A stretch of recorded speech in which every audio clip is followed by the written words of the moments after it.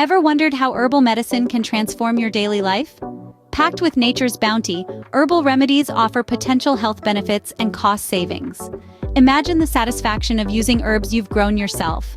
Growing your own herbal medicine can be a rewarding and health-boosting venture. Starting your own herbal garden is easier than you might think. The first step, choosing the right herbs. Whether it's the calming properties of chamomile, the digestive aid of mint, or the immune-boosting power of echinacea, there are plenty of options. Next, consider the quality of your soil. Rich, well-draining soil is key. Plant your herbs with care, ensuring they have ample space to grow. Remember, it's not just about planting, it's about nurturing. So, you've planted your herbs. What's next? Now that your herbs are in the ground, it's time to ensure they grow healthily.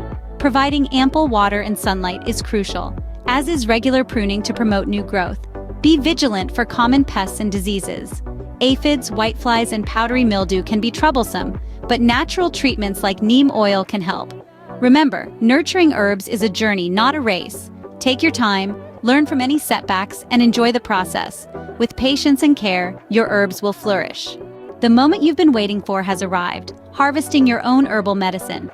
To capture the most potent medicinal properties, make sure to harvest your herbs early in the day after the morning dew has evaporated. After harvesting, dry them in a well-ventilated, dark place to retain their essential oils. Store the dried herbs in airtight glass jars. You can then use these herbs to make teas, tinctures, and salves, and there you have it, your very own homemade herbal medicine.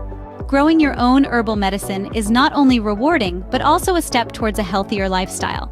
With a little patience and care, you can cultivate, nurture, and harvest your own herbs. So why wait? Start your herbal garden today. Don't forget to like this video and subscribe to our channel for more gardening tips and tricks.